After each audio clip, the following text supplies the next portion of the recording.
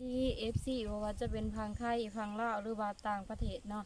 มื้อนี้ขาหน่อยสิพาพ่อแม่พี่น้องว่าเอาเพื่องใส่กกกล้วยเนาะพ่อแม่พี่น้องมาเบิ่งกันเด้อวิธีเอาเพื่องไปใส่ต้นกล้วยเพื่อให้มันมีความชุ่มต้นกล้วย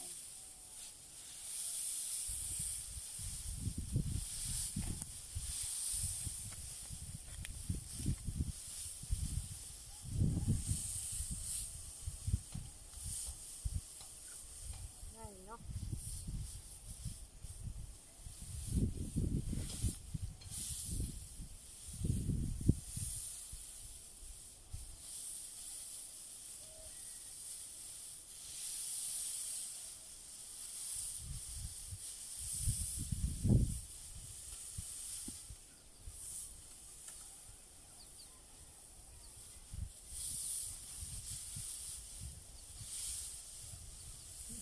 นี่เขาจะเอาตัวที่มันเน่าแล้วเนาะไปใส่ต้นกล้วยมันเป็นสิได้ชุ่มแล้วก็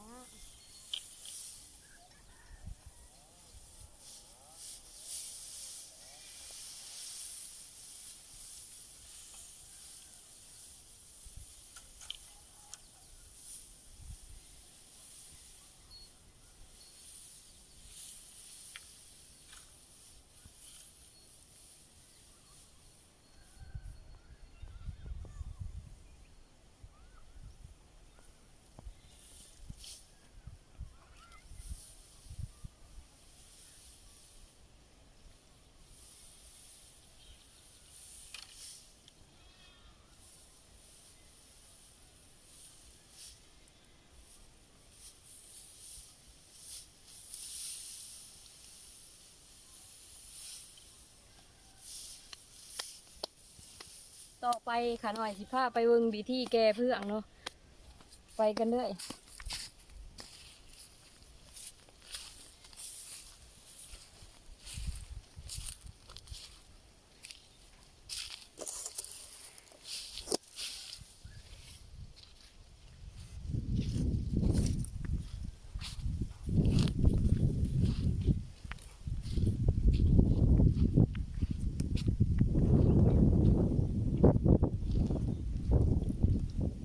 เรื่องไปใช้กกล้วยนะ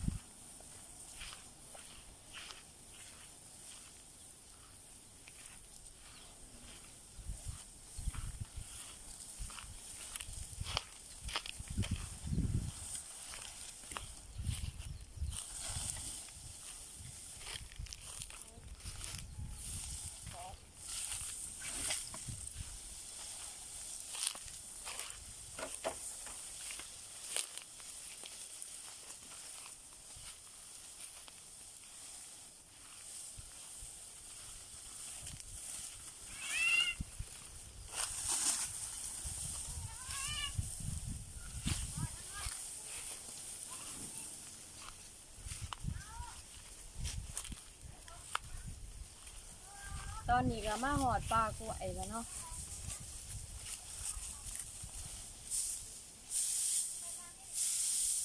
ขอหน่อยจะเอาเครื่องมาใส่เหงามันเนาะ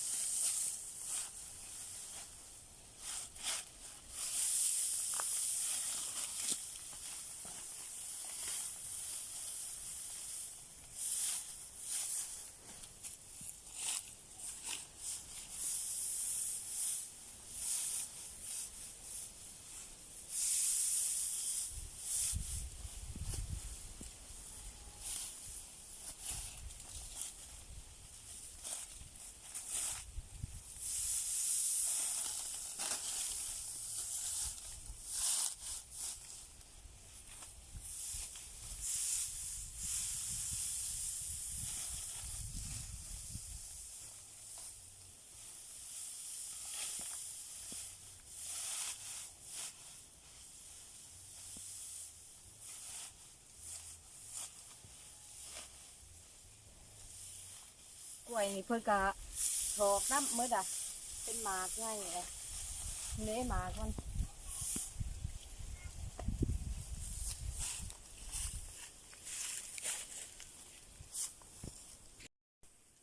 นี่ก็คือหมากกล้วยมันถอกประมาณในจังหวัดบ่โมแม่ กระไร2 เดือน2 เดือนเนาะ 60 บาทเฮิงเนาะบ่ทันได้แก่ซะ ยัง 3 เดือนกล้วยถอก ยังอ่อนๆอยู่กล้วย เด้คืออันน่ะ หลายเครือเติบอยู่ 10 พ่อแม่พี่น้องก็เลยเอาเพื่องมาใส่ให้เพิ่นเก็บความซุ่มเวลาหดน้ำอันนี้ก็คือปลากล้วยของขะน้อยเองหลายเครือเติบอยู่ได้พ่อแม่พี่น้องกล้วย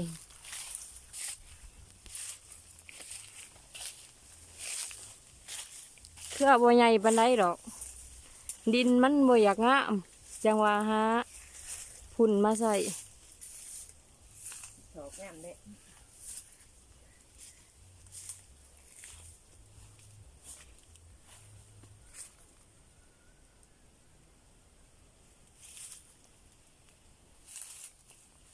มาติดตามให้กำลังใจขาหน่อยเรื่อยขาหน่อยสิเอาคนเพื่องมาใส่ว่า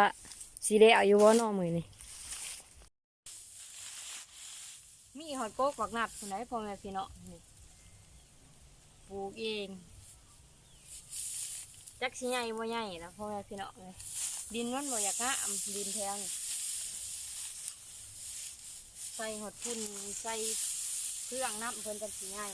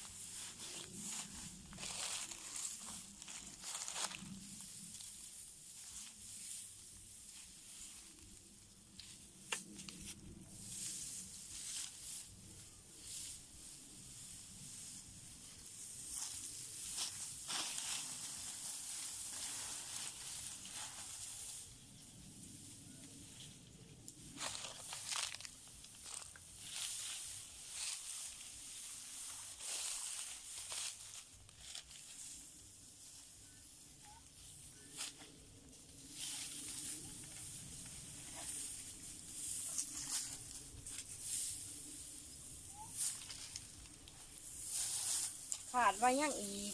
3-4 เที่ยวคุณเนาะจังสีได้เอาใส่เพื่องกกล้วย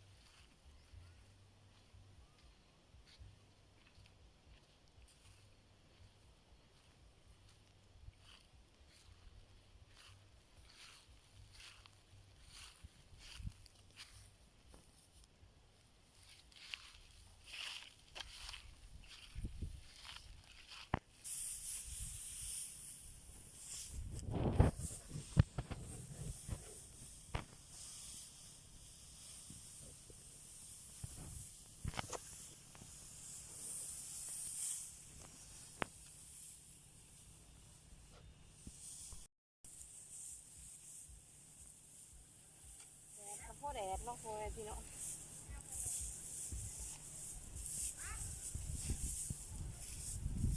นี่แหละถ้าเอาเครื่องตัวที่มันเน่ามันจะงามไม่ได้ไปใส่กบวน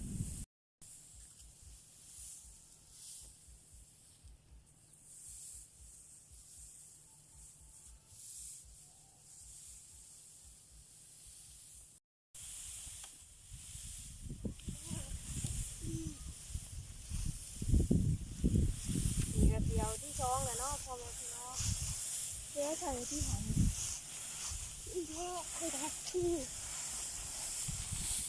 นั่นมาเจ๊ทั้งนี้เลยนะ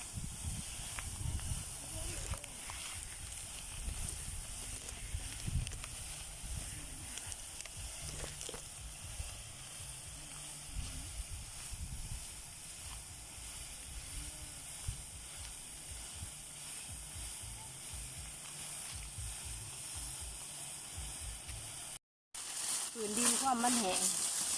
นอกล้วยจะมันตายเนาะมันแห้งแห้งมันต่างเป็นดินบ่งามเลยคือ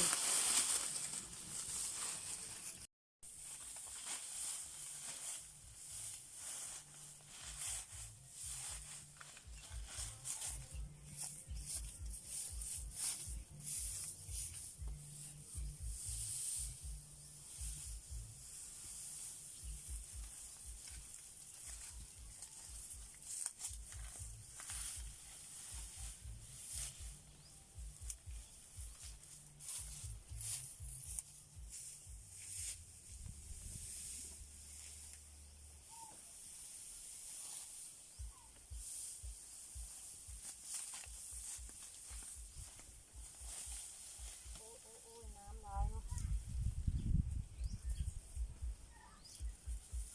น้ำอิวร้ายในสวนนี่จ้ะ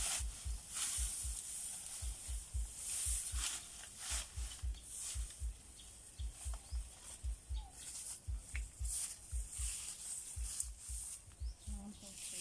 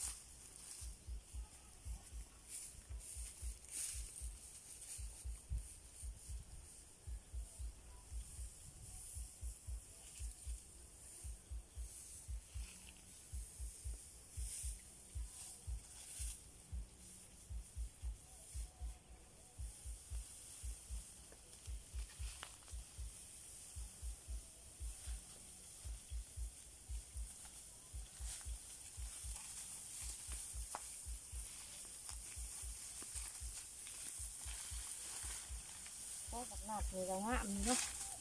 งามเบื้องนี่ดินงามเบื้องดุ่ม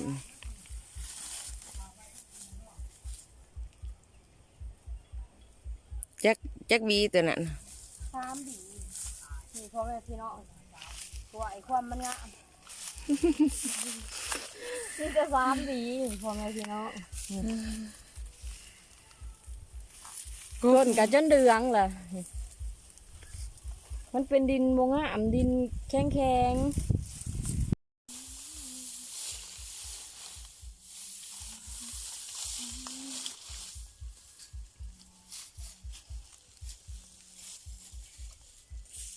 แล้วก็สางไผ่ผัดงามเลย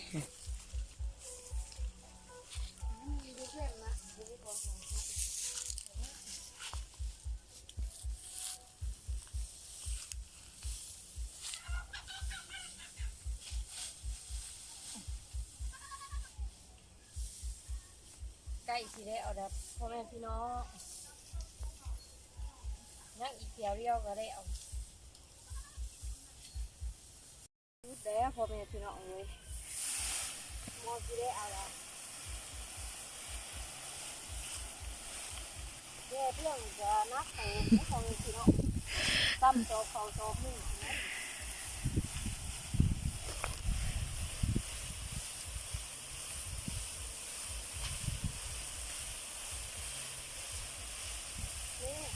นั่งคือฟ้าที่เราตอนใดล่ะนี่ต้องเอาไปถึงมืออ่ะโอ้ยมือกองก็ได้บอกเลยเนาะว่าเรื่องเฮีย บอกแล้วว่ามันเหี่ย มึงบได้ยินสิแล้วถ้าตะคืนกล่องเนาะมือใหม่เนาะ ก็อย่าสิเคินติด จะได้จะมือใหม่คืนกล่องเนี่ยแหละ เคินโกงจนเปลืองเหี่ยกับบ่งวก ไปคนกินเยอะอะไรรอบเดือน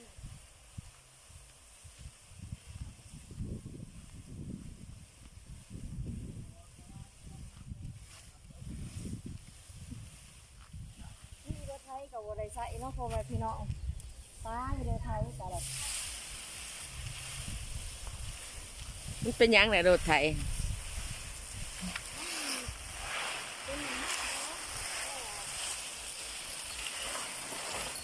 เข้าจังไรกับบุรุษละมักแม่ค่ะเห็ดจะไรเราบาดเห็ดจะไรสิไปได้ถ้าอายุจองฟองเลย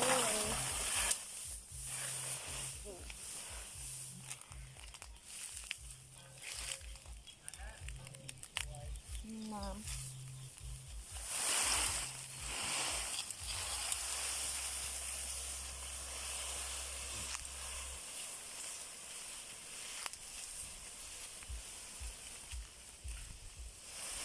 นี่พ่อแม่พี่น้อง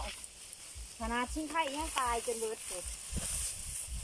ขนาดปลูกเป็นกอบักงามมันงามพลนี่เพราะมายามแดงตายเบิดปลูกได้แต่งามพลของงามแดงบ่ยัง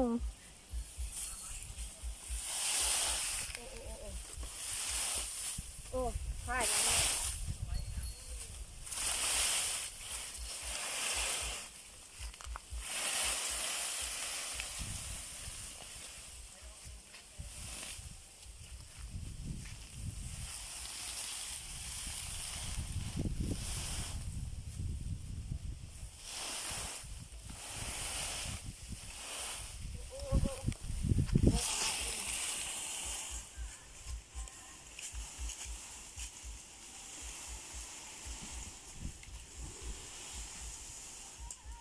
อันนี้งัวลากเขาสวนพ่อแม่พี่น้อง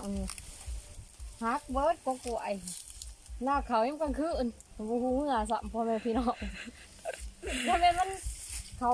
ซีเมนต์ประมาณบ่ายโมุ้งทีนะพ่อแม่พี่น้องเลยพอดีมุนเบิดกล้วยอ่อยบ่ยังนี่เบิ่งนี่มันก็ยังเป็นหมากอยู่ได้ละพ่อแม่พี่น้องมันหักดินมันวะนี่ไหนจะมีเด่น1 2 3 4 5วีพ่อแม่พี่น้องก็ได้อีได้เลยเพราะได้อีเพราะได้กินได้ยากเมื่อนสิได้คล้ายที่เขาพ่อแม่พี่น้องเลย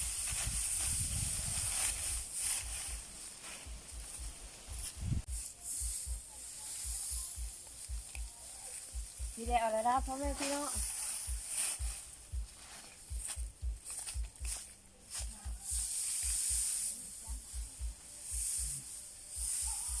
โอ้ยายนั่นแห้งหาบปุ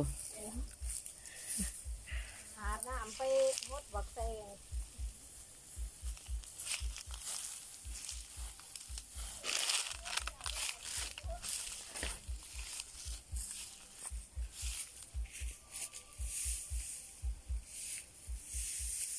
อีแปรมาเอาใส่ซอยนะเด้พ่อแม่พี่น้องคนถอกน้ำอีกเลยนี่ดิขนาดบาลินบงะอันนั้นนี่พ่อแม่พี่น้องเพิ่นยังถอกน้ำอีกเลย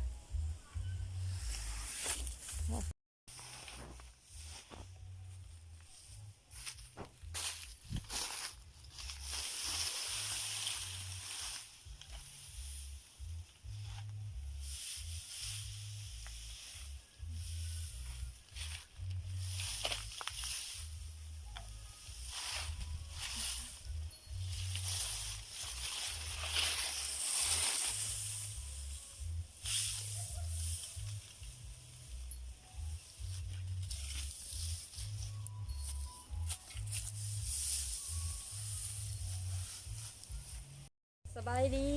คลิปใส่เพื่องก็ก่อยกับจบลงเพียงเท่านี้เนาะพ่อแม่พี่น้องฝากพ่อแม่พี่น้องเขาไปกดไลค์กดแชร์กดติดตามให้ร้านในเด้อที่ผาดอันใดกะขอโทษขออภัยนำเด้อ